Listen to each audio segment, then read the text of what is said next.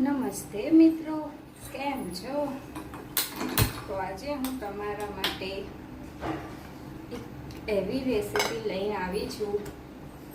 તો નામ નથી કહેતી, ચલો આપણે એને ડાયરેક્ટ બનાવીએ. બરાબર. સૌથી પહેલા એક કઢાઈમાં તેલ એડ કર્યું છે.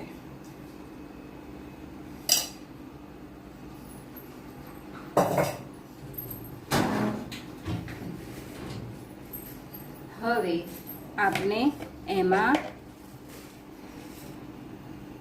અજમો એડ કરીશું.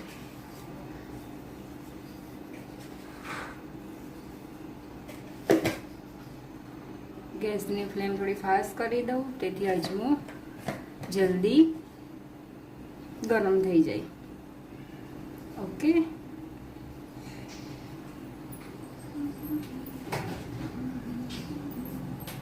સારું, તો હું કહી દઉં છું કે આજે શું બનાવી રહી છું, બતાવું છું.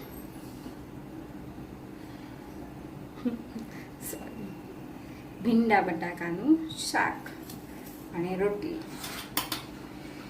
તો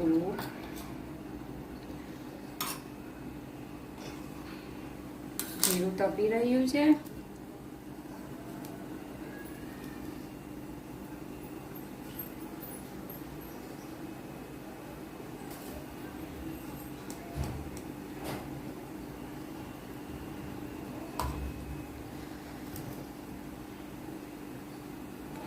ત્યાં સુધી મિત્રો તમે મને કહો, તમારા ઘરમાં કેવું ભીંડાનું શાક બને છે અને કોણ કોણ ખાય છે.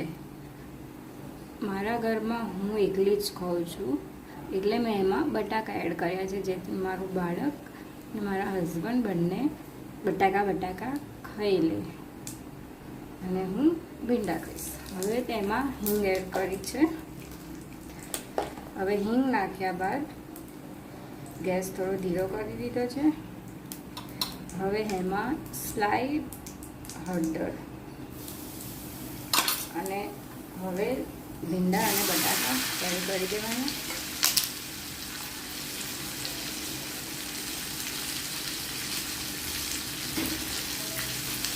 બરાબર. હવે આપણે એમાં મરચું, લાલ મરચું અને થોડો ગરમ મસાલો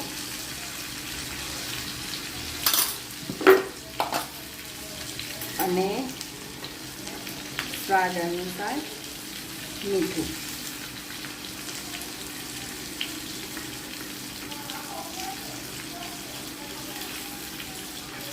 હવે આપણે તેને મિક્સ કરી દઈએ.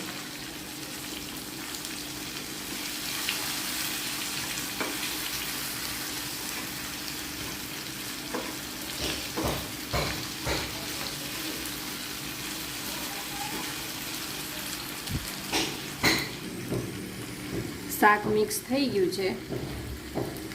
હવે આપણે એને ચડવા દઈશું. ત્યાં સુધી આપણે લોટ બાંધી દઈશું. જ્યાં સુધી શાક થાય છે ત્યાં સુધી આપણે રોટલીનો લોટ બાંધી દઈએ. તો મેં ઘઉંનો લોટ લઈ લીધો છે.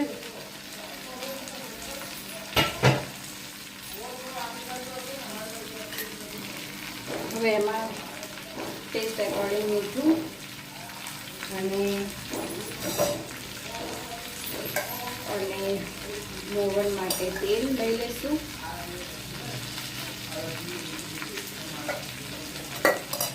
હવે એને મિક્સ કરી દઈએ.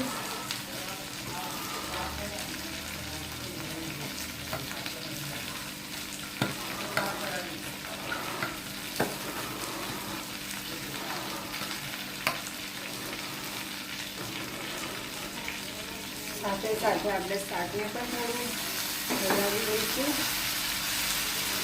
જેથી શાક ચોંટી ના જાય. બરાબર મિત્રો.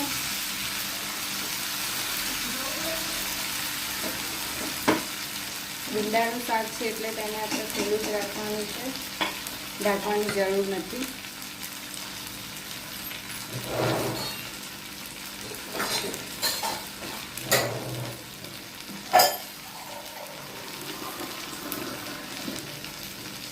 એમાં પાણી એડ કરીશું.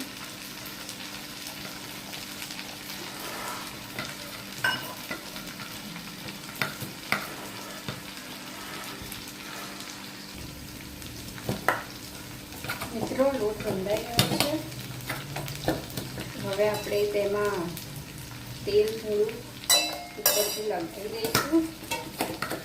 બધી બાજુ સરસ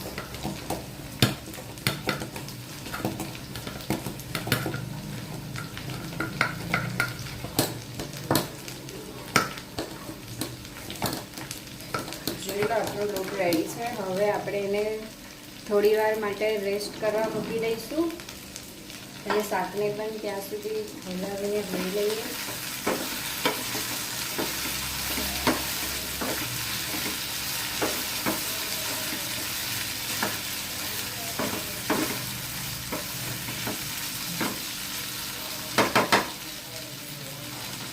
ઓકે, શાક પણ ચડી રહ્યું છે.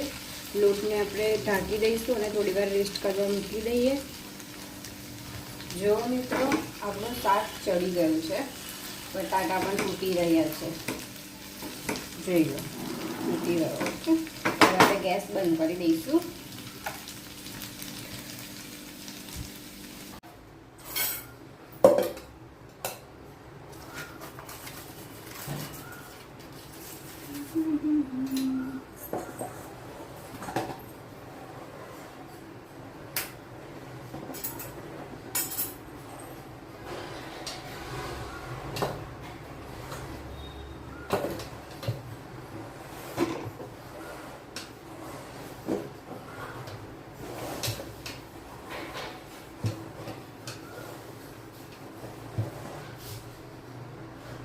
એકચ્યુઅલી એવું છે ને કે મારો નેચર એવો છે કે હું કોઈની સાથે બહુ જલ્દી વાત નથી કરતી. હું બહુ બોલતી તો નથી. મને એકલું જ રહેવાનું,